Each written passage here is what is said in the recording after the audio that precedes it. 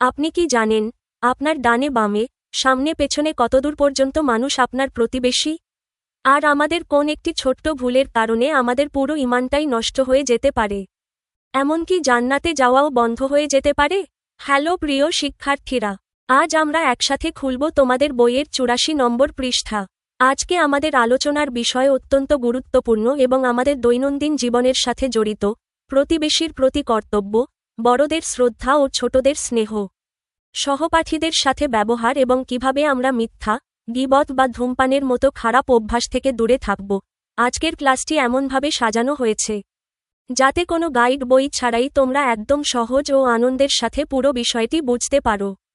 তো জলদি বই খুলে পাতায় চোখ রাখো আর কান দাও আমার কথায়।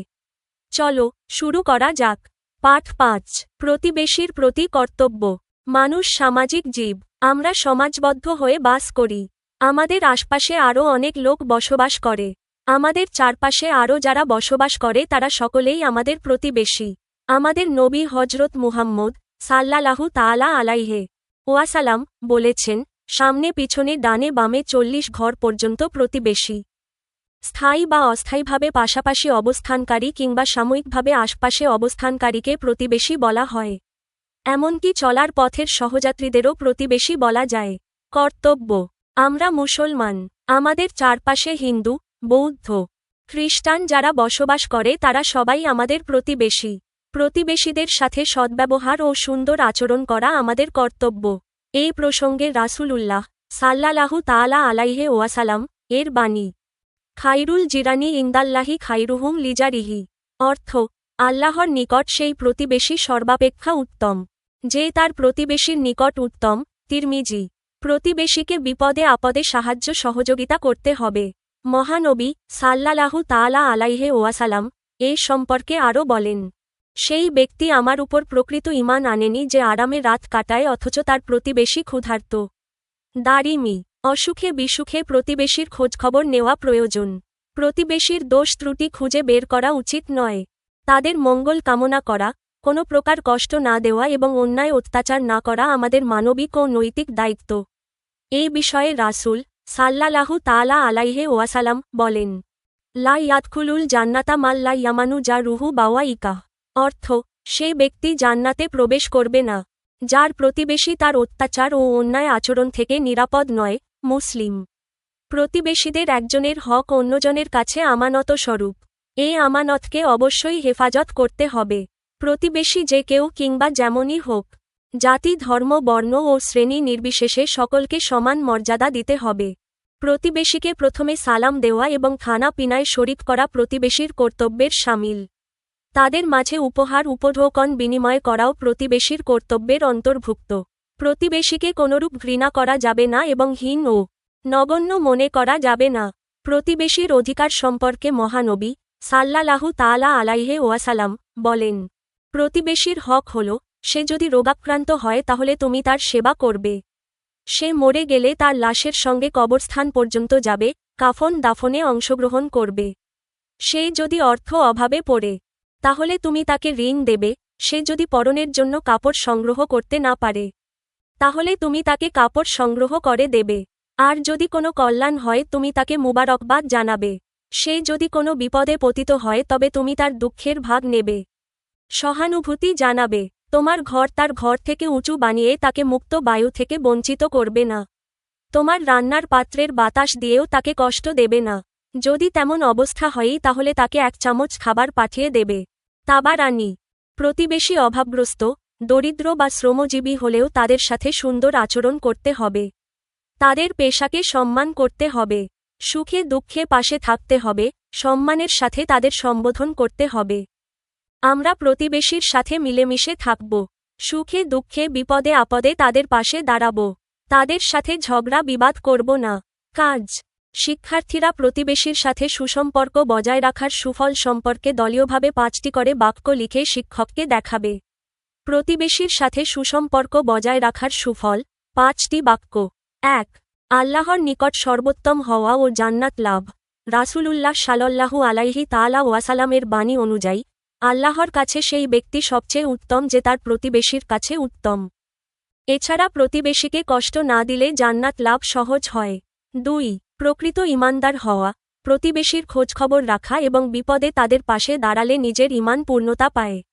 কারণ ক্ষুধার্ত প্রতিবেশীকে রেখে একা পেট পুড়ে খাওয়া প্রকৃত ঈমানদারের কাজ নয়। 3. বিপদে দ্রুত সাহায্য পাওয়া, আমাদের সমাজে কোনো আকস্মিক বিপদ আপদ বা অসুখ বিসুখে দূরের আত্মীয়দের চেয়ে পাশের প্রতিবেশী সবচেয়ে আগে এগিয়ে আসে এবং পাশে দাঁড়ায়। 4. সামাজিক শান্তি ও সম্প্রীতি বৃদ্ধি, প্রতিবেশীদের সাথে উপহার বিনিময়, কুশল বিনিময়, সালাম দেওয়া এবং সুখে দুঃখে পাশে থাকার মাধ্যমে সমাজে হিংসা বিদ্বেষ দূর হয় এবং শান্তি ও সম্প্রীতির পরিবেশ তৈরি হয়। 5. নিরাপদ ও সুন্দর জীবন লাভ, প্রতিবেশীর সাথে সুসম্পর্ক থাকলে একে অপরের সম্পদ ও সম্মানের আমানত রক্ষা পায়, ফলে সমাজে কোনো অন্যায় অত্যাচার বা ঝগড়া বিবাদ থাকে না এবং জীবন সুন্দর ও নিরাপদ হয়ে ওঠে। শিক্ষণীয় বিশেষ বার্তা, মহানবী সাল্লাল্লাহু আলাইহি তাআলা ওয়াসাল্লাম বলেছেন, সামনে পিছনে এবং ডানে বামে 40 ঘর পর্যন্ত আমাদের প্রতিবেশী। তারা যে ধর্মের বা যে পেশারই হোক না কেন, তাদের সাথে ভালো ব্যবহার করা আমাদের নৈতিক ও ধর্মীয় দায়িত্ব। পাঠ 6। বড়দের প্রতি শ্রদ্ধা ও ছোটদের প্রতি স্নেহ, মানব চরিত্রের একটি প্রশংসনীয় আচরণ হল বড়দের প্রতি শ্রদ্ধা ও ছোটদের প্রতি স্নেহ প্রদর্শন করা। একজন আদর্শ মানুষ বড়দের শ্রদ্ধা ও ছোটদের স্নেহ করেন। প্রিয় নবী সাল্লাল্লাহু তাআলা আলাইহি ওয়াসাল্লাম বড়দের সম্মান করতেন এবং ছোটদের আদর করতেন। তিনি সর্বদা ছোটদের আবদার রক্ষা করার চেষ্টা করতেন। বড়দের শ্রদ্ধা ও ছোটদের স্নেহ করার গুরুত্ব অপরিসীম। এর মাধ্যমে ছোটরা বড়দের শ্রদ্ধা ও সম্মান করতে শিখে এবং বড়রা ছোটদের স্নেহ করেন ও ভালোবাসেন। ফলে সমাজে এক মধুর পরিবেশ সৃষ্টি হয়। মহানবী সাল্লাল্লাহু তাআলা আলাইহি ওয়াসাল্লাম বলেন, লাইসা মিন্না মান লাম ইয়ারহাম সাগিবরানা ওয়া লাম ইউওয়াক্কির কাবিরানা, অর্থ, সেই ব্যক্তি আমার উম্মতের মধ্যে গণ্য নয় যে ব্যক্তি ছোটদের স্নেহ করে না এবং বড়দের শ্রদ্ধা সম্মান করে না। তিরমিজি। বড়দের সালাম প্রদান করা, তাদের প্রতি সম্মান প্রদর্শন করা, সৌজন্য বজায় রেখে কথাবার্তা বলা, প্রয়োজনে বড়দের কাজকর্মে সাহায্য সহযোগিতা করা, তাদের আদেশ উপদেশ মেনে চলা এবং বসা থাকলে উঠে তাদের বসার ব্যবস্থা করা ছোটদেরও মানবিক কর্তব্য। বড়দের প্রতি সম্মান প্রদর্শন করলে পরকালে বিশেষ সওয়াব অর্জিত হবে এবং জান্নাত লাভ সহজ হবে। ছোটদের আদর সোহাগ করা, তাদের ভালো কাজে উৎসাহ প্রদান করা বড়দের কর্তব্য। এতে ছোটদের মনের প্রসারতা বৃদ্ধি পায়। প্রিয় নবী সাল্লাল্লাহু তাআলা আলাইহি ওয়াসাল্লাম বলেছেন, কোনো বৃদ্ধকে যদি কোনো যুবক বার্ধক্যের কারণে শ্রদ্ধা করে, তাহলে আল্লাহ তাআলা ওই যুবকের জন্য বৃদ্ধ অবস্থায় এমন ব্যক্তিকে নিযুক্ত করবেন যে তাকে শ্রদ্ধা করবে। তিরমিজি। কাজ, শিক্ষার্থীরা 4-5 জন করে দলে বিভক্ত হয়ে বড়দের প্রতি ছোটদের করণীয়গুলো পোস্টার পেপারে লিখে শ্রেণীতে উপস্থাপন করবে। পোস্টার ডিজাইন, বড়দের প্রতি ছোটদের করণীয়। 1. সালাম ও কুশল বিনিময়, বড়দের সাথে দেখা হলেই প্রথমে হাসিমুখে সালাম দেওয়া, অত্যন্ত বিনম্রভাবে তাদের শরীরের ও দিনকালের খোঁজখবর নেওয়া। 2. কথাবার্তায় সৌজন্য বজায় রাখা, বড়দের সাথে সবসময় নরম ও নিচু স্বরে কথা বলা, কখনো উচ্চ স্বরে বা ধমকের সুরে কথা না বলা, তাদের সামনে কোনো প্রকার অভদ্র আচরণ বা অসম্মানজনক শব্দ ব্যবহার না করা। 3. আদেশ ও উপদেশ মেনে চলা, পিতামাতা, শিক্ষক ও সমাজের মুরব্বীদের কল্যাণকর আদেশ ও নিষেধগুলো আনন্দের সাথে মেনে চলা, তাদের জীবনলব্ধ অভিজ্ঞতার আলোকেও দেওয়া মূল্যবান উপদেশগুলো গুরুত্ব সহকারে শোনা। 4. কাজকর্মে সাহায্য সহযোগিতা করা, বড়রা কোনো ভারী জিনিস বহন করলে বা কোনো কাজে কষ্ট পেলে নিজে থেকে এগিয়ে গিয়ে সাহায্য করা, রাস্তা পারাপারে কিংবা কেনাকাটার সময় কোনো বয়স্ক মানুষ সমস্যায় পড়লে তাকে সহযোগিতা করা। 5. বসার স্থান ছেড়ে দেওয়া, বাস, ট্রেন, সামাজিক অনুষ্ঠান বা যেকোনো জমায়েতে কোনো বয়স্ক ব্যক্তি বা মুরব্বি দাঁড়িয়ে থাকলে নিজের বসার আসনটি ছেড়ে দিয়ে তাদের বসার ব্যবস্থা করে দেওয়া। 6. সেবামূলক মনোভাব রাখা, পরিবারের বা চারপাশের কোনো মুরব্বি অসুস্থ হলে তাদের সেবা করা, সময়মতো ওষুধ এনে দেওয়া এবং তাদের একাকিত্ব দূর করতে গল্প করা। পোস্টারের নিচে লেখার জন্য আকর্ষণীয় একটি বাণী, স্লোগান। মহানবী সাল্লাল্লাহু আলাইহি তাআলা ওয়াসাল্লাম বলেছেন, যে ব্যক্তি ছোটদের স্নেহ করে না এবং বড়দের শ্রদ্ধা সম্মান করে না, সে আমার উম্মতের অন্তর্ভুক্ত নয়। তিরমিজি। আসুন বড়দের শ্রদ্ধা করি এবং সুন্দর সমাজ গড়ি। পাঠ 7। সহপাঠীদের সাথে সদ্ব্যবহার, মানুষ সামাজিক জীব, সমাজের বিভিন্ন লোকের সাথে মিলেমিশে কাজকর্ম করতে হয়।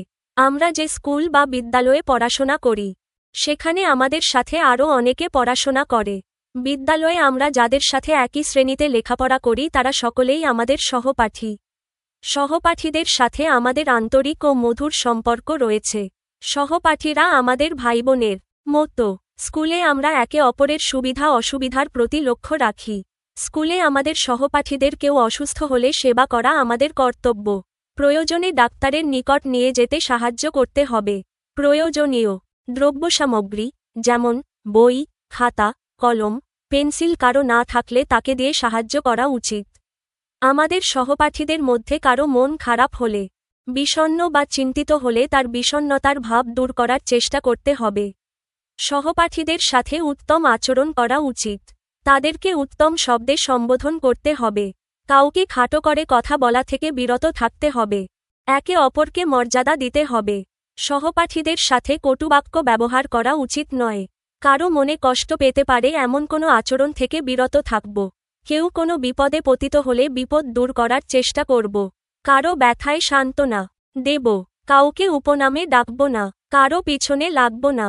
দোষ ত্রুটি ধরে লজ্জা দেব না। সহপাঠীদের সুখে আমরা সুখী হই, আবার কারো কোনো দুঃসংবাদ শুনলে আমরা ব্যথিত হই। ধৈর্য ধারণের পরামর্শ প্রদান করি। কখনো কোনো সুখবর পেলে আমরা তার আনন্দে শরিক হই। সহপাঠীদের সাথে সদ্ব্যবহার করলে বা সম্পর্ক থাকলে শ্রেণীকক্ষের পরিবেশ ভালো থাকে, বিদ্যালয়ের পরিবেশ সুন্দর হয়। সুশিক্ষার জন্য এটা খুব প্রয়োজন। কাজ: শিক্ষার্থীরা ছোট ছোট দলে ভাগ হয়ে সহপাঠীদের প্রতি কর্তব্যের একটি তালিকা তৈরি করবে। সহপাঠীদের প্রতি দায়িত্ব ও কর্তব্যের তালিকা: ১. পড়াশোনা ও প্রয়োজনীয় জিনিসে সহযোগিতা করা। কোনো সহপাঠী কোনো পড়া বুঝতে না পারলে তাকে সহজে বুঝিয়ে দেওয়া। ক্লাসে কারো কাছে কলম, খাতা, পেন্সিল বা ইরেজার না থাকলে বা হঠাৎ শেষ হয়ে গেলে নিজের থেকে তা দিয়ে সাহায্য করা। কোনো সহপাঠী অসুস্থতার কারণে ক্লাসে অনুপস্থিত থাকলে তাকে ক্লাসের নোট বা বাড়ির কাজ দিয়ে সাহায্য করা। ২. অসুস্থতা ও বিপদে পাশে দাঁড়ানো। ক্লাসে কোনো সহপাঠী হঠাৎ অসুস্থ হয়ে পড়লে তাকে সেবা করা এবং দ্রুত শিক্ষকের সহায়তায় ডাক্তারের কাছে বা প্রাথমিক চিকিৎসার ব্যবস্থা করা। সহপাঠীদের যে কোনো বিপদে বা সমস্যায় একা ফেলে না রেখে সবাই মিলে তা সমাধান করার চেষ্টা করা। ৩. সুন্দর আচরণ ও উত্তম শব্দে সম্বোধন।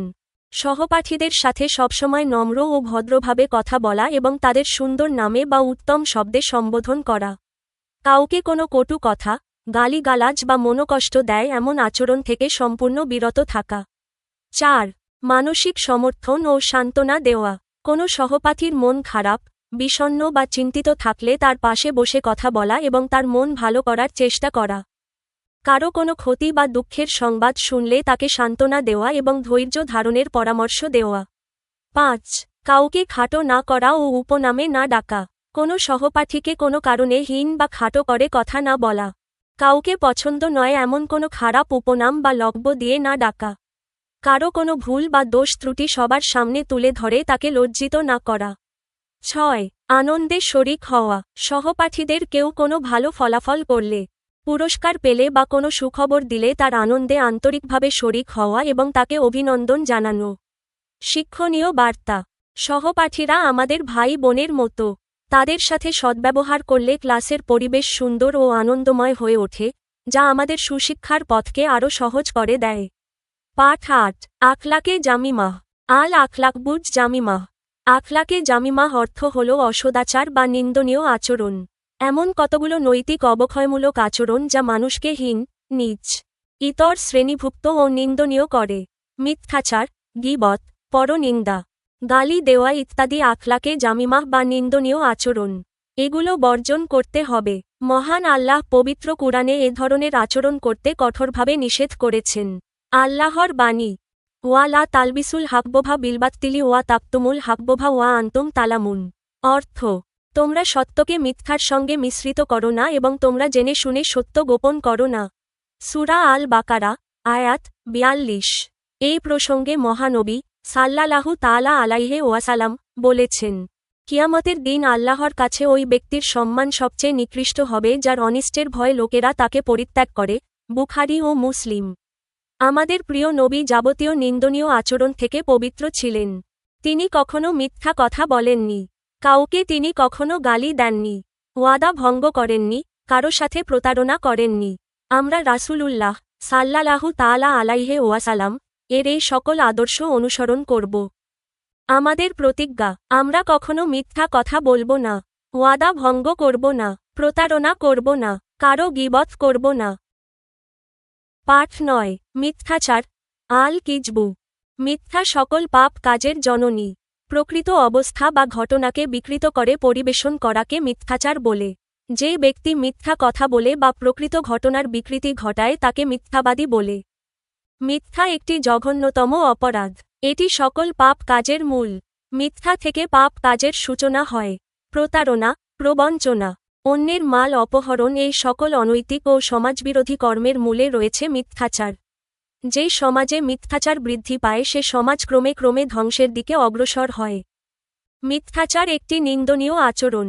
মিথ্যাবাদীকে কেউ ভালোবাসে না, কেউ বিশ্বাস করে না, বিপদের সময় তাকে কেউ সাহায্য করতে এগিয়ে আসে না। সকলে তাকে ঘৃণা করে, তার কথাকে কেউ গুরুত্ব দেয় না। পরিণামে দুনিয়াতে তার জীবন দুর্বিষহ হয়ে ওঠে। মহান আল্লাহ তাআলা তার উপর খুব অসন্তুষ্ট হন, আর তাই পরকালে তার স্থান হবে জাহান্নাম। মহানবী সাল্লাল্লাহু তাআলা আলাইহি ওয়াসাল্লাম এই বিষয়ে বলেন, ইয়াকুম ওয়াল কিজবা ফাইন্নাল কিজবা ইয়াহদি ইলাল ফুজুরি ওয়া ইন্নাল ফুজুরা ইয়াহদি ইলাল নার। অর্থ, আর তোমরা অবশ্যই মিথ্যা বলা থেকে বিরত থাকবে, কেননা মিথ্যা পাপ কাজের দিকে ধাবিত করে, আর পাপ কাজ জাহান্নামের পথে ধাবিত করে। মুসলিম। মিথ্যা বর্জন করা কর্তব্য। মিথ্যা পরিত্যাগ করলে সকল পাপ থেকে বাঁচা যায়। মিথ্যাবাদীর কাছ থেকে রহমতের ফেরেশতারাও দূরে সরে যান। মহানবী সাল্লাল্লাহু তাআলা আলাইহি ওয়াসাল্লাম বলেছেন, বান্দা যখন মিথ্যা কথা বলে ফেরেশতারা তখন এর দুর্গন্ধের কারণে তার থেকে দূরে চলে যান। তিরমিজি। আমাদের প্রিয় নবী সাল্লাল্লাহু তাআলা আলাইহি ওয়াসাল্লাম কখনো মিথ্যা কথা বলতেন না। তিনি স্বার্থের পরিপন্থী হলেও কখনো মিথ্যা বা প্রতারণার আশ্রয় নিতেন না। কাজ। শিক্ষার্থীরা কয়েকটি দলে ভাগ হয়ে সত্যের উপকারিতা এবং মিথ্যার অপকারিতার উপর একটি পোস্টার লিখে শ্রেণীকক্ষে উপস্থাপন করবে। পোস্টার ডিজাইন, সত্যের আলো বনাম মিথ্যার অন্ধকার। কলাম 1। সত্যের উপকারিতা। আখলাকে হামিদাহ। মানসিক প্রশান্তি লাভ। সত্য মানুষকে সব রকম দ্বিধা ও ভয় থেকে মুক্ত রাখে এবং মনে এনে দেয় অসীম শান্তি। রাসূলুল্লাহ সাল্লাল্লাহু আলাইহি তাআলা ওয়াসাল্লাম বলেছেন, সত্য হল প্রশান্তি, আল্লাহর সন্তুষ্টি ও জান্নাত লাভ। সত্য কথা বললে মহান আল্লাহ খুশি হন। সত্যবাদিতা মানুষকে পুণ্যের পথ দেখায় এবং পুণ্য জান্নাতে নিয়ে যায়। সমাজে সম্মান ও বিশ্বাস অর্জন। সত্যবাদীকে সমাজের সবাই ভালোবাসে, সম্মান করে এবং বিপদের দিনে নির্দ্বিধায় বিশ্বাস করে। পাপ থেকে মুক্তি। জীবনে সর্বদা সত্য বলার অভ্যাস করলে মানুষ সব ধরনের অন্যায় ও পাপ কাজ থেকে অনায়াসে বেঁচে থাকতে পারে। ফেরেশতাদের দোয়া লাভ। সত্যবাদীর সঙ্গী হন রহমতের ফেরেশতারা, যা মানুষের জীবনে বরকত এনে দেয়। কলাম 2। মিথ্যার অপকারিতা। আখলাকে জামিমাহ। সকল পাপের মূল। মিথ্যা হল সমস্ত পাপ কাজের জননী। একটি মিথ্যাকে ঢাকতে মানুষ চুরি, প্রতারণা ও হীনতম অপরাধে জড়িয়ে পড়ে। আল্লাহর অসন্তুষ্টি ও জাহান্নামের শাস্তি। মিথ্যা মানুষকে ধ্বংসের দিকে এবং পরিণামে জাহান্নামের জ্বলন্ত আগুনের দিকে ধাবিত করে। অবিশ্বাস ও ঘৃণার পাত্র হওয়া। মিথ্যাবাদীকে কেউ কখনো বিশ্বাস করে না এবং সমাজে সবাই তাকে চরম ঘৃণা ও অবহেলা করে। ভয় ও সংশয় তৈরি। মিথ্যাবাদীর মনে সবসময় ধরা পড়ার ভয়ে ও মানসিক অশান্তি কাজ করে। হাদিস অনুযায়ী মিথ্যা হল সংশয়। রহমত থেকে বঞ্চিত হওয়া।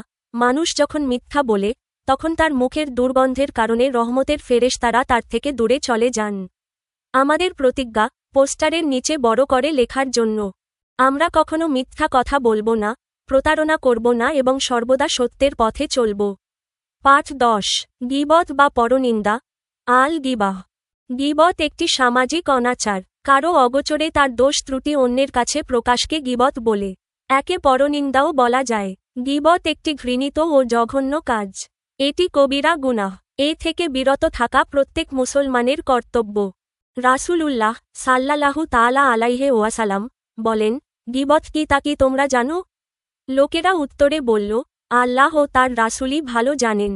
রাসূল সাল্লাল্লাহু তাআলা আলাইহি ওয়াসাল্লাম বললেন, গীবত হলো তোমার ভাইয়ের সম্পর্কে তোমার এমন কথা বলা যা সে অপছন্দ করে।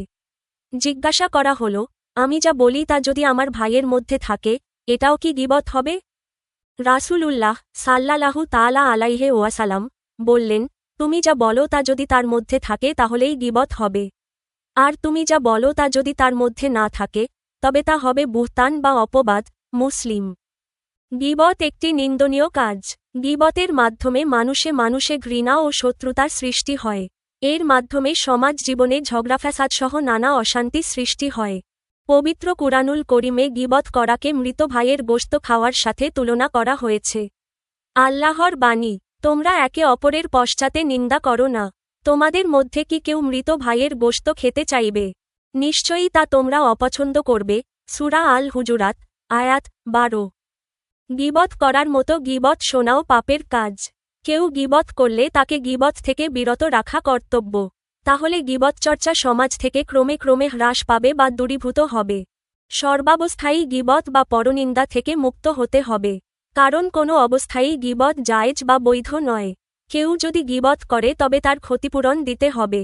যার গীবত করা হয়েছে তার থেকে অবশ্যই মাফ চেয়ে নিতে হবে। আর যদি সে মারা যায়, তার থেকে ক্ষমা চাওয়া সম্ভব না হয়, তবে আল্লাহর নিকট তার গুনাহ মাফের দোয়া করতে হবে। রাসূলুল্লাহ সাল্লাল্লাহু তাআলা আলাইহি ওয়াসাল্লাম বলেন, নিঃসন্দেহে গীবতের একটি ক্ষতিপূরণ হল, তুমি যার গীবত বা কুৎসা রটনা করেছ তার জন্য এভাবে দোয়া করবে, হে আল্লাহ, তুমি আমার ও তার গুনাহ মাফ করে দাও। এক মুসলমানের সম্পদ, জীবন ও সম্মান অপর মুসলমানের কাছে পবিত্র আমানত। গীবত অপর মুসলমান ভাইয়ের সম্মান নষ্ট করে বিধায় এটি ইসলামে হারাম। গীবত ব্যভিচার থেকেও অধিকতর অপরাধ। রাসূলুল্লাহ সাল্লাল্লাহু তাআলা আলাইহি ওয়াসাল্লাম বলেছেন, গীবত বা পরনিন্দা ব্যভিচার অপেক্ষাও গুরুতর অপরাধ। আল মুজামুল আওসাত। কাজ। শিক্ষার্থীরা দলে বিভক্ত হয়ে কি কি কাজ গীবত বা পরনিন্দার মধ্যে পড়ে তার একটি চার্ট তৈরি করে শ্রেণীতে উপস্থাপন করবে। চার্ট। যেসব কাজ গীবত বা পরনিন্দার অন্তর্ভুক্ত। কারো অনুপস্থিতিতে তার এমন কোনো সত্য দোষ বা বিষয় নিয়ে আলোচনা করা যা শুনলে সে কষ্ট পাবে, সেটাই গীবত। নিচে এর বিভিন্ন রূপ দেওয়া হল। ১. শারীরিক গঠন বা ত্রুটি নিয়ে আলোচনা করা। কারো অনুপস্থিতিতে তার উচ্চতা, খাটো বা লম্বা, গায়ের রং, কালো বা ফর্সা, স্থূলতা, মোটা বা শারীরিক কোনো অক্ষমতা, খুঁত নিয়ে নেতিবাচক কথা বলা বা ঠাট্টা করা। ২. বংশ, মর্যাদা ও পেশা নিয়ে হেয় করা। কোনো ব্যক্তির অনুপস্থিতিতে তার মা-বাবা, বংশমর্যাদা, আর্থিক অবস্থা কিংবা তার কাজ, পেশাকে ছোট করে বা তুচ্ছ তাচ্ছিল্য করে অন্যের কাছে কথা বলা। ৩. পোশাক আশাক ও চালচলন নিয়ে সমালোচনা। কারো পোশাকের ধরন, পরিচ্ছন্নতা, সাজগোজ কিংবা হাঁটাচলা ও কথা বলার ভঙ্গি নিয়ে তার আড়ালে হাসাহাসি করা বা কুৎসা রটানো। ৪. চারিত্রিক ও আচরণগত দোষ চর্চা করা। অমুক ব্যক্তি খুব কৃপণ, অহংকারী, রাগী, অলস বা তার স্বভাব ভালো নয়। কারো পেছনে তার এই বাস্তব দোষগুলো নিয়ে আড্ডা দেওয়া বা গল্প করা। ৫. গীবত শুনলে চুপ থাকা বা উপভোগ করা। কেউ যখন অন্য কারো নামে পরনিন্দা করতে থাকে, তখন তা আনন্দের সাথে শোনা, তাতে সায় দেওয়া বা চুপচাপ উপভোগ করাও গীবতের সমান অপরাধের মধ্যে পড়ে। ৬. আকার ইঙ্গিতে বা ইশারায় দোষ দেখানো। মুখে কোনো কথা না বলেও যদি কারো অনুপস্থিতিতে চোখ টিপে, হাত নেড়ে বা মুখ বাঁকিয়ে তার কোনো দোষ বা খামতি অন্যের কাছে ফুটিয়ে তোলা হয়, তবে তাও গীবত হিসেবে গণ্য হবে। চার্টের নিচে লেখার জন্য বিশেষ সতর্ক নোট। মনে রাখতে হবে, যদি ওই ব্যক্তির মধ্যে দোষটি সত্যিই থেকে থাকে, তবে তা আড়ালে বলা গীবত। আর যদি দোষটি তার মধ্যে না থাকে, তবে তা আরও বড় পাপ, যাকে অপবাদ বা বুহতান বলা হয়। প্রতিকার। কেউ গীবত শুরু করলে তাকে নরম সুরে বাধা দিতে হবে। আর আমরা নিজেরা কখনো কারো গীবত করে ফেললে আল্লাহর কাছে ক্ষমা চাওয়ার পাশাপাশি ওই ব্যক্তির কাছেও মাফ চেয়ে নেব। পাঠ ১১। গালি দেওয়া। আসো সাব্বু। কাউকে মন্দ নামে ডাকা, মন্দ কথা বলা, তিরস্কার করা। অশালীন বা অশ্লীল কথা বলা হলো গালি দেওয়া। কারো সম্পর্কে এরূপ বাক্য ব্যবহার করা যাতে তার হীনতা ও ঘৃণা প্রকাশ পায় তাও গালি স্বরূপ। কাউকে গালি দেওয়া বা মন্দ নামে ডাকা নিন্দনীয় কাজ। পবিত্র কুরআনে এ সম্পর্কে বলা হয়েছে, ঈমানের পর মন্দ নামে ডাকা গর্হিত কাজ। সূরা আল হুজুরাত, আয়াত ১১। মানুষ সভ্যজাতি, তারা কাউকে গালি দেবে না। সমাজে একত্রে বসবাস করতে হলে পরস্পরের সাথে মতের অমিল থাকতে পারে। একে অপরের সাথে ভুল বোঝাবুঝিও হতে পারে। একের সাথে অন্যের কথা কাটাকাটি হতে পারে, কিন্তু তাতে একে অন্যকে অশালীন বা অশ্লীল কথা বলে গালি দেওয়া উচিত নয়। অশালীন কথা বলা নিতান্তই খারাপ কাজ। যে গালি দেয়, অশালীন কথা বলে, সে সমাজে ঘৃণিত। তাকে মানুষ পছন্দ করে না। সমাজে তার কোনো সমাদর থাকে না। তার সাথে কেউ বন্ধুত্বের সম্পর্ক স্থাপন করে না। আমাদের প্রিয় নবী হজরত মুহাম্মদ সাল্লাল্লাহু তাআলা আলাইহি ওয়াসাল্লাম গালি দিতে বা গালিগালাজ করতে নিষেধ করেছেন। তিনি বলেন, সিবাবুল মুসলিমি ফুসুকবুন ওয়া কিতালুহু কুফরুন, অর্থ, মুসলমানদের গালি দেওয়া পাপ এবং হত্যা করা কুফরি। বুখারী ও মুসলিম। কেউ যদি গালি দেয় তবে তার উত্তরে গালি দেওয়া উচিত নয়। একবার মহানবীর কাছে এক ব্যক্তি এসে জিজ্ঞাসা করলেন, হে আল্লাহর রাসূল, আমাকে আমার সম্প্রদায়ের এমন এক ব্যক্তি গালি দেয় যে আমার থেকে নিচু। এর প্রতিশোধ নিতে আমার কোনো বাধা আছে কি? রাসূলুল্লাহ সাল্লাল্লাহু তাআলা আলাইহি ওয়াসাল্লাম তাকে বললেন, পরস্পর গালমন্দকারী উভয়ই শয়তান। তারা পরস্পরকে মিথ্যাবাদী বলে এবং একে অপরের দোষারোপ করে। বুখারী ও মুসলিম। গালি সম্পর্কে আরও বলেছেন, পিতামাতাকে গালি দেওয়া মহাপাপ। সাহাবীগণ বললেন, হে আল্লাহর রাসূল, এমন কোনো নরাধম আছে যে আপন পিতামাতাকে গালি দেয়? তিনি বললেন, যে অপরের পিতামাতাকে গালি দেয় এবং অপরও তার পিতামাতাকে গালি দেয়। বুখারী ও মুসলিম। হাদিস থেকে এটাই প্রমাণিত হয় যে অন্যের পিতামাতাকে গালি দেওয়া মানে নিজের পিতামাতাকে গালি দেওয়া। সমাজ গালিমুক্ত করতে গালির উত্তরে গালি দেব না। এতে গালমন্দকারী লজ্জিত ও অনুতপ্ত হবে। গালমন্দ ভালো কাজ নয়। গালমন্দের ন্যায় অশালীন কাজ হতে আমরা বিরত থাকব। কাজ। শ্রেণীকক্ষে শিক্ষার্থীরা কয়েকটি দলে ভাগ হয়ে গালির ক্ষতিকারক বা কুফলগুলোর একটি তালিকা তৈরি করবে। 4. গালি দেওয়ার ক্ষতিকারক দিক ও কুফল। 1. ঈমান ও আমল নষ্ট হওয়া, পাপের পথ। হাদিস অনুযায়ী, কোনো মুসলমানকে গালি দেওয়া স্পষ্ট পাপ বা ফুসুক। গালি মানুষের আমলনামার সওয়াব কমিয়ে দেয় এবং পাপের পাল্লা ভারী করে। পবিত্র কুরআনের ঘোষণা অনুযায়ী, ঈমান আনার পর কাউকে মন্দ নামে ডাকা বা গালি দেওয়া অত্যন্ত গর্হিত ও জঘন্য কাজ। 2. সমাজে ঘৃণিত ও একাকী হওয়া। যে ব্যক্তি মুখে গালিগালাজ বা অশালীন কথা বলে, সমাজে সে চরম ঘৃণিত পাত্রে পরিণত হয়। মানুষ তাকে অপছন্দ করে, তার কোনো সামাজিক সমাদর থাকে না এবং ভদ্র মানুষেরা তার সাথে বন্ধুত্বের সম্পর্ক স্থাপন করতে চায় না। 3. নিজের পিতামাতাকে অসম্মান করা। অন্যের পিতামাতাকে গালি দেওয়ার অর্থ হল নিজের পিতামাতাকেই গালি দেওয়া। কারণ, কাউকে গালি দিলে সেও পাল্টা তার পিতামাতাকে গালি দেবে। ফলে নিজের মুখের ভাষার কারণে নিজের আপন ও সম্মানিত পিতামাতা অসম্মানিত হন। 4. শয়তানের দলে শামিল হওয়া। রাসূলুল্লাহ সাল্লাল্লাহু আলাইহি তাআলা ওয়াসাল্লামের বাণী অনুযায়ী, যারা পরস্পরের সাথে গালমন্দ বা ঝগড়া বিবাদে লিপ্ত হয়, তারা উভয়ই শয়তানের ভূমিকা পালন করে। তারা একে অপরকে মিথ্যাবাদী বলে এবং পরস্পরের দোষারোপ করে। 5. শত্রুতা ও সামাজিক অশান্তি বৃদ্ধি পাওয়া। গালির মাধ্যমে মানুষের মধ্যকার ভুল বোঝাবুঝি বা সামান্য কথা কাটাকাটি একসময় বড় ধরনের মারামারি, শত্রুতা ও দীর্ঘমেয়াদী সামাজিক অশান্তিতে রূপ নেয়। 6. ব্যক্তিত্ব ও সুরুচির বিনাশ। গালি মানুষের ভেতরের হিংস্রতা ও অভদ্রতাকে প্রকাশ করে। এটি একজন মানুষের সুন্দর চরিত্র, ব্যক্তিত্ব এবং সভ্য মনমানসিকতাকে সম্পূর্ণ ধ্বংস করে দেয়। সমাজ গালিমুক্ত করার উপায়। আমাদের প্রতিজ্ঞা। কেউ আমাদের গালি দিলেও আমরা তার উত্তরে কখনো গালি দেব না। এতে গালমন্দকারী নিজের ভুল বুঝতে পেরে নিজে থেকেই লজ্জিত ও অনুতপ্ত হবে। আমরা সবসময় সুন্দর ও মার্জিত ভাষায় কথা বলবো। পাঠ 12। ধূমপান ও মাদকাসক্তি। এই অপরূপ সুন্দর পৃথিবীতে মানুষকে আল্লাহ সৃষ্টির সেরা হিসেবে সৃষ্টি করেছেন। মানুষের কল্যাণের জন্য পৃথিবীর যাবতীয় বস্তু সৃষ্টি করেছেন। তবে এর মধ্যে কিছু কিছু বস্তু মানুষের খাদ্য হিসেবে বৈধ বা হালাল করেছেন, আর যা মানুষের খাদ্য হিসেবে কল্যাণকর নয় তা অবৈধ ও হারাম করেছেন। এই প্রসঙ্গে আল্লাহর বাণী, তোমরা উত্তম ও পবিত্র জিনিস খাও, তোমাদেরকে যা আমি রিজিক হিসেবে দান করেছি। সূরা আল বাকারা, আয়াত 172। খাদ্য গ্রহণে আল্লাহ ও তার রাসূলের বিধিনিষেধ থাকা সত্ত্বেও মানুষ অসৎ সঙ্গ ও কুপ্ররোচনায় নানা ধরনের ক্ষতিকর, হারাম বা নিষিদ্ধ বস্তুর প্রতি আকৃষ্ট হয়। এতে তার নিজের, পরিবারের ও সমাজের বিরাট ক্ষতি হয়। মাদকাসক্তি ও ধূমপান মানুষের জন্য ক্ষতিকর। এগুলো নেশাজাতীয় দ্রব্য, তাই এগুলো নিষিদ্ধ। এই প্রসঙ্গে রাসূলুল্লাহ সাল্লাল্লাহু তাআলা আলাইহি ওয়াসাল্লাম বলেছেন, কুল্লু মুস্কিরিন খামরুন ওয়া কুল্লু খামরিন হারামুন। অর্থ, নেশাজাতীয় যে কোনো দ্রব্য মদ, আর যাবতীয় মদই হারাম। মুসলিম। ধূমপান। মানুষের ক্ষতিকর বদভ্যাসগুলোর মধ্যে ধূমপান অন্যতম। হুক্কা, বিড়ি, চুরুট, সিগারেট ধূমপানের মধ্যে পড়ে। এতে যেমন শারীরিক ক্ষতি হয় তেমনি অর্থেরও অপচয় হয়। অপব্যয়কারীকে আল্লাহ পছন্দ করেন না। অপব্যয়কারীকে আল্লাহ তাআলা শয়তানের ভাই বলে আখ্যা দিয়েছেন। মহান আল্লাহ ঘোষণা করেছেন, ইন্নাল মুবাজ্জিরিনা কানু ইখওয়ানাশ শায়াতিন।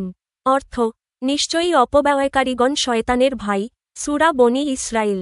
আয়াত ২৭। আল্লাহ আরও বলেছেন, নিশ্চয়ই আল্লাহ তাআলা অপব্যয়কারীকে ভালোবাসেন না। ধূম কোনো খাবারের মধ্যে পড়ে না। এটি ক্ষুধা বা তৃষ্ণাও মেটায় না। এর দ্বারা কোনো উপকার হয় না, বরং এটা মারাত্মক শারীরিক ক্ষতিসাধন করে এবং এর দ্বারা প্রচুর অর্থের অপচয় হয়। এই অপব্যয় মেটাতে ধূমপায়ীরা নিজেদের পরিবারে অর্থের সংকট ঘটায়, আত্মীয়স্বজনের সাথে অসদাচরণ করে। এই অপব্যয়ের অর্থ সংকুলানের জন্য নানা ধরনের অবৈধ পথে পা বাড়ায়। ফলে সামাজিক অনাচার সৃষ্টি হয়। সমাজে অপরাধ প্রবণতা বেড়ে যায়। ধূমপানের আর একটি ক্ষতির দিক হল এটা খুব খারাপ গন্ধ ছড়ায়, যা অপরের জন্য ক্ষতিকর। এটা মানবাধিকারেরও পরিপন্থী। মহানবী সাল্লাল্লাহু তাআলা আলাইহি ওয়াসাল্লাম বলেছেন, মুখে দুর্গন্ধ নিয়ে যেন কেউ মসজিদে না যায়। নাসাই। মুখে দুর্গন্ধ থাকলে মসজিদে অন্য নামাজির কষ্ট হয়। এমনিভাবে যানবাহনে ও সভা সমিতিতে অন্য মানুষ ধূমপায়ীদের মাধ্যমে কষ্ট পায়, যা ইসলামে অবৈধ করেছে। বিশেষজ্ঞরা বলেন, ধূমপানে বিষ পান, কারণ এতে বিষ আছে, নিকোটিন জাতীয় বিষ, যা ধীরে ধীরে মানুষকে মৃত্যুর দুয়ারে পৌঁছে দেয়। ধূমপানের ফলে মানুষের শরীরে নানা রকমের অসুবিধার সৃষ্টি হয়, যেমন নিউমোনিয়া, শ্বাসকষ্ট, ব্রঙ্কাইটিস, যক্ষ্মা, ফুসফুসের ক্যান্সার, গ্যাস্ট্রিক, ক্ষুধামান্দ, হৃদরোগ প্রভৃতি। ধূমপান পরিবেশকে নষ্ট করে। ধূমপানের সংস্পর্শে যারা আসে, মহিলা, শিশু, অধূমপায়ী সকলেই ক্ষতিগ্রস্ত হয়। পরীক্ষা করে দেখা গেছে, দুটি সিগারেটে যে পরিমাণ নিকোটিন থাকে তা যদি কোনো মানুষের শরীরে ইনজেকশন দিয়ে ঢুকিয়ে দেওয়া হয় তবে সে অবশ্যই মারা যাবে। ধূমপানের ফলে ইবাদতেও বিঘ্ন সৃষ্টি হয়। ধূমপায়ীর মুখের দুর্গন্ধে মুসল্লিদের ইবাদতেও বিঘ্ন সৃষ্টি হয়। মাদকাসক্তি। সাধারণত যে সকল খাদ্যবস্তু বা পানীয় মস্তিষ্কে বিকৃতি ঘটায়, জ্ঞান বুদ্ধি লোপ করে দেয়, দেহ ও মনে বিরূপ প্রতিক্রিয়া সৃষ্টি করে, সেগুলো গ্রহণ করাকে মাদকাসক্তি বলে। মাদকাসক্তি একটি জঘন্য বদভ্যাস। এই সম্পর্কে হযরত উমর রা বলেছেন, যা জ্ঞান বুদ্ধি লোপ করে দেয় তা মাদক দ্রব্য। বুখারী। মহানবী সাল্লাল্লাহু তাআলা আলাইহি ওয়াসাল্লাম আরও ঘোষণা করেন, যেই বস্তুর বেশি পরিমাণের মধ্যে মাদকাসক্তির কারণ রয়েছে, তার অল্প পরিমাণও হারাম। তিরমিজি।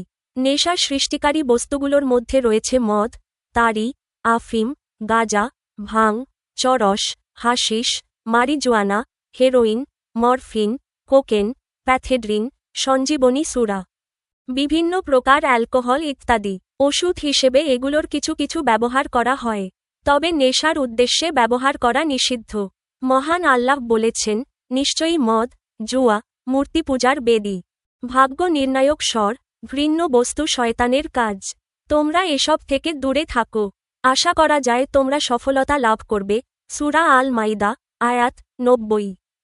মাদকদ্রব্যের কুফল মানবজীবনে মারাত্মক বিপজ্জনক। যদিও সাময়িকভাবে মাদক আনন্দ দেয় বা শক্তি দেয়, কিন্তু এর ক্ষতিকর দিক খুবই সুদূরবিস্তৃত ও সর্বগ্রাসী। এ নেশার ফলে ব্যক্তি চুরি, ডাকাতি, ছিনতাই, মারামারি, হত্যাসহ নানা প্রকার সামাজিক অপরাধে জড়িয়ে পড়ে। এছাড়াও মাদকাসক্ত ব্যক্তি অপুষ্টি, রুচিহীনতা, শারীরিক শীর্ণতা, লিভার ও কিডনি নষ্ট, ওজন কমে যাওয়া, শ্বাসনালীর ক্ষতি প্রভৃতি সমস্যায় ভোগে। কফ, কাশি, যক্ষ্মা ইত্যাদি রোগে দ্রুত আক্রান্ত হয়। মাদকাসক্ত ব্যক্তি নামাজ, রোজা এবং যাবতীয় ইবাদতের ব্যাপারে উদাসীন থাকে। সে সবসময় অসুস্থ থাকে। মাদকের নেশা তাকে আল্লাহর স্মরণ থেকে দূরে রাখে, আর তাই সে পরকালে মহাশাস্তি ভোগ করবে। মহানবী সাল্লাল্লাহু তাআলা আলাইহি ওয়াসাল্লাম বলেছেন, মাদকাসক্ত ব্যক্তি জান্নাতে প্রবেশ করবে না। দারিমি। কাজ। শিক্ষার্থীরা শ্রেণীকক্ষের বোর্ডে ধূমপানের অপকারিতাগুলোর একটি তালিকা তৈরি করবে। বোর্ডে উপস্থাপনের জন্য ধূমপানের অপকারিতা ও কুফল। ১. মারাত্মক স্বাস্থ্য ঝুঁকি ও রোগব্যাধি। ধূমপানের উপাদান নিকোটিন একটি মারাত্মক বিষ যা ধীরে ধীরে মানুষকে মৃত্যুর দিকে নিয়ে যায়। এর ফলে শরীরে নানারকম জটিল রোগ সৃষ্টি হয়, যেমন ফুসফুসের ক্যান্সার, হৃদরোগ, যক্ষ্মা, শ্বাসকষ্ট, নিউমোনিয়া, ব্রঙ্কাইটিস, গ্যাস্ট্রিক ও ক্ষুধামান্দ। 2. অর্থ অপচয় ও সামাজিক অপরাধ। ধূমপানের কারণে প্রচুর অর্থের অপচয় হয়। পবিত্র কুরআনে অপব্যবহারকারীকে শয়তানের ভাই, সূরা বনী ইসরাইল 27 বলে আখ্যা দেওয়া হয়েছে। এই অপচয়ের টাকা জোগাড় করতে গিয়ে ধূমপায়ীরা পরিবারে অর্থের সংকট তৈরি করে এবং একপর্যায়ে চুরি, ছিনতাইয়ের মতো বিভিন্ন অবৈধ ও সামাজিক অপরাধের পথে পা বাড়ায়। 3. পরোক্ষ ধূমপান ও পরিবেশ দূষণ। ধূমপান শুধু ধূমপায়ীর একার ক্ষতি করে না, বরং এর ধোঁয়া চারপাশের পরিবেশ নষ্ট করে। এর সংস্পর্শে থাকা অনপরাধ শিশু, নারী ও অধূমপায়ী ব্যক্তিরাও সমানভাবে স্বাস্থ্য ঝুঁকির সম্মুখীন হয়। 4. মুখের দুর্গন্ধ ও মানবাধিকার লঙ্ঘন। ধূমপানের ফলে মুখে তীব্র দুর্গন্ধের সৃষ্টি হয়, যা আশপাশের মানুষের জন্য ভীষণ কষ্টদায়ক এবং এটি মানবাধিকারের পরিপন্থী। যানবাহনে, সভা সমিতিতে বা যেকোনো পাবলিক প্লেসে অন্য মানুষ ধূমপায়ীদের কারণে কষ্ট পায়। 5. ইবাদাতে বিঘ্ন ও আল্লাহর অসন্তুষ্টি। মহানবী সাল্লাল্লাহু আলাইহি তাআলা ওয়াসাল্লাম বলেছেন, কষ্টদায়ক মুখে দুর্গন্ধ নিয়ে যেন কেউ মসজিদে না যায়, না সাই। ধূমপায়ীর মুখের দুর্গন্ধের কারণে মসজিদে অন্য নামাজীদের একাগ্রতা নষ্ট হয় এবং ইবাদাতে বড় ধরনের বিঘ্ন ঘটে। আমাদের দৃঢ় প্রতিজ্ঞা, ধূমপান ও মাদককে না বলবো, সুন্দর ও সুস্থ জীবন গড়ব। তাহলে বন্ধুরা, আজকের ক্লাস থেকে আমরা দারুণ কিছু শিক্ষণীয় বার্তা পেলাম। আমরা প্রতিজ্ঞা করছি তো, কখনো মিথ্যা বলবো না, কারো গীবত করব না, বড়দের শ্রদ্ধা করব এবং ধূমপান ও মাদককে সবসময় না বলবো। এই সুন্দর অভ্যাসগুলোই কিন্তু আমাদের একজন আদর্শ মানুষ হিসেবে গড়ে তুলবে। আজকের ক্লাসটি তোমাদের কেমন লেগেছে তা অবশ্যই আমাদের কমেন্টে জানাবে। তোমাদের যদি কোনো প্রশ্ন থাকে বা কোনো ভুলত্রুটি চোখে পড়ে, সেটাও আমাদের লিখে জানাতে ভুলো না। যদি আজকের ভিডিওটি থেকে তোমরা নতুন কিছু শিখে থাকো এবং উপকৃত হও, তবে এখনই চ্যানেলটি সাবস্ক্রাইব করো। ভিডিওটিতে একটি লাইক দাও এবং তোমার বন্ধুদের সাথে এখনই শেয়ার করে দাও। আমাদের লক্ষ্য, কোনো গাইড বই ছাড়াই তোমরা যেন আনন্দের সাথে শিখতে পারো। দেখা হচ্ছে পরবর্তী ক্লাসে। সবাই ভালো থাকো, সুস্থ থাকো। ধন্যবাদ।